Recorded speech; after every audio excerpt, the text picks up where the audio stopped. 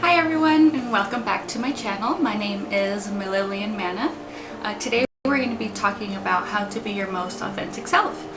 So we're going to start with who am I? And the way that I learned to be my authentic self was, I always had a very basic understanding of who I was, but there was always something in me that knew who I actually wanted to be. It's like I knew that part of me was inside, but I couldn't access her. And it's like that innate potential that's in you when you're younger and you're put into these high-level classes, but as you grow older, it's like you can't reach that potential, or there's too many other factors in the way that don't allow you to reach. And a lot of the time it does happen where people decide to tell you who you are, and as we go through life, we just take that on and put it onto ourselves as if someone's saying this, I most likely am this, so you start portraying those factors. And it got to the point where I would avoid situations and any tasks that I had to do. I would procrastinate. I had lack of motivation. I was always anxious to get tasks done. It's just like, it was like an endless loop. I knew what I was capable of, but it's like I couldn't do it. So I really stopped and thought to myself, well, what do I know about myself for sure? And I knew for a fact that I was kind, that I liked helping, and I'm intelligent. I know that I can pick up concepts pretty quickly, so I used what I knew and I practiced discipline. Discipline while getting myself organized into who I wanted to be and who I felt I really am. That's what really helped me become who I am. So I came up with a few steps to help enlighten other people to see if my process can help others as well. And when I started to implement who I wanted to be, I started by reintroducing myself to myself. I took inventory of my positive habits, my negative habits, my characteristics that were positive and negative. I took notes of things that piqued my interest. I was one of these people that never really had much of a hobby. I just put myself into my work and that was really it. I didn't really know what else to do. It's like I was stuck. And so I finally started taking note of all the things that interest me. Regardless of it's a hobby or an activity, it could just be a word. So writing and animals and helping people, the possibilities are endless. Just write words that pique your interest that you can go down a rabbit hole later on. And so you'll have to trust your innate characteristics that you already know about yourself. And then you'll want to come up with, well, what is your goal? In that list of interests, you would want to pick something out, and of course you're going to want to have an impact either on yourself or on others in that interest. So you'll decide what is your goal, what is the impact you're trying to make, and that can lead you into creating those behaviors to becoming who you actually want to be. After finding your innate characteristics as well as the goal and impact that you're going to mold the two together and start implementing who you actually want to be. And when I say who you want to be, it's not just an inventory of characteristics or personality traits that you want to implement, but actually believing in yourself that you are this person. And the way that we believe these things can really help propel us in a mental change, and that can help guide a new perspective, which makes it then easier to create these new behaviors. And I came up with a small system that I've started using in the goals in my life. And the first thing that I would do is visualize. I'd visualize myself already being the me that I would want to be.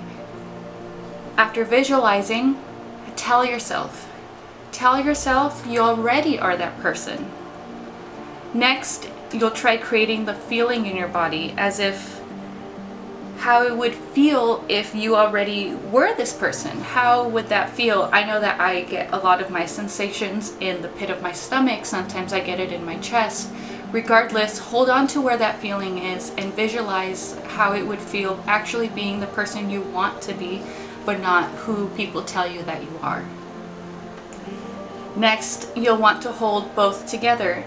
So you'll want to hold the visual thought as well as the feeling in your physical body.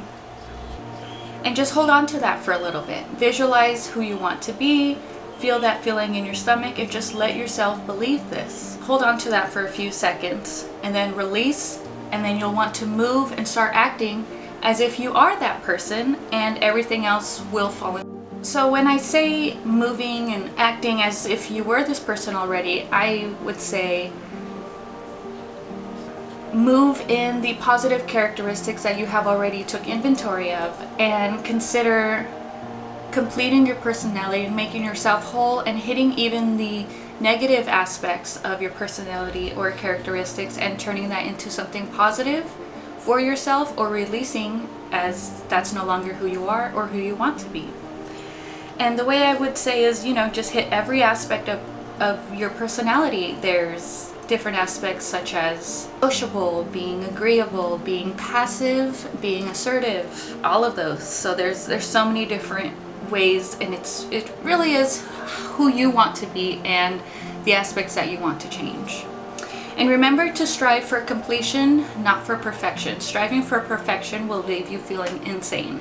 The way I like to look at it is our personality is a circle, and we want to hit different aspects along this circle in order to reach a completion. And just because you've made the entire circle and the whole way around doesn't mean that you can't go back again and either correct it, change it, or fine-tune it.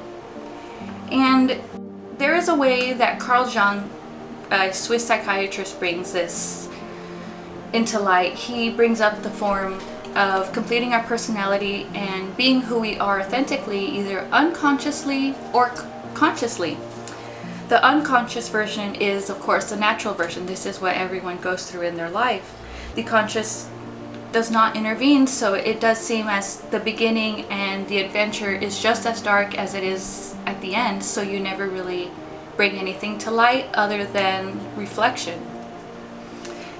Now, the conscious version of completing your personality is completely different. It really does help bring darkness to light, and your personality tends to be permeated with this light, which allows your consciousness to gain scope and insight as to everything that is going on. It helps you become more self-aware and kind of help you take the reins into the course and path that you want to take. And of course, this is still real life, so it's not going to be smooth, it's not going to be interrupted. Just, remember to take breaks. You're not perfect. Life happens, and you need to be compassionate to yourself as you would be with others. So remind yourself of that. It's not going to be perfect.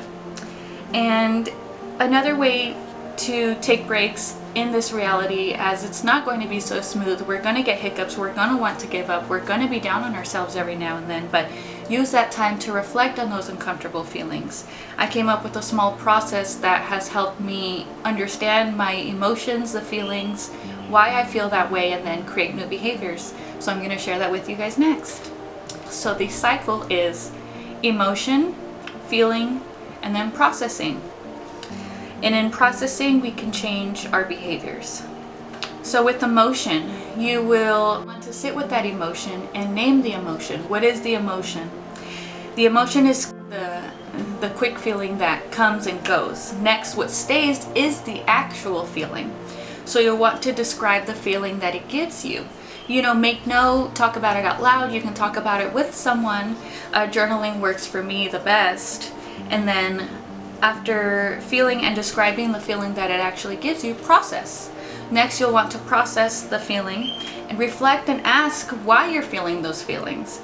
And after you learn to process, and at the end of this cycle, you can create a new pattern to set in place these new behaviors. So go ahead and use that anytime you feel either stuck or you want to kind of just revamp yourself. All of this can help you stop looking outward for validation and instead look inside for it. This is something I have to proactively do. I notice that there is still validation that I am looking for, and it comes out in subtle ways that aren't so blatant and in your face asking, oh, am I okay? Am I good in your eyes? It's trusting yourself, learning to, doubt is normal, but learning not to second guess and moving forward. Because trusting yourself will then give you experience to learn off of, and then you can do the emotion, feeling, and processing cycle to decide whether that pattern and behavior is appropriate for what you want to accomplish or not. And just try that for a while. You'll learn to end up trusting yourself. And just always remember, everyone, please remember, you're not alone. Problems are not unique to us, but to all of us all as humanity. And honestly, just start saying what you want. And that doesn't mean go be mean and rude to everyone. Just say whatever you want, what's on your mind, being blunt. It's saying things in a productive, positive manner that can help benefit not even yourself but everyone else around, and you will notice a difference. Lastly, I do want to say and remind everyone that we're not alone, and we all are different, but we can all be our authentic selves. Because we're all like flowers. We are all unique, like a flower blooming every season or once in its lifespan. It knows what is natural, so why not try doing what is natural to you?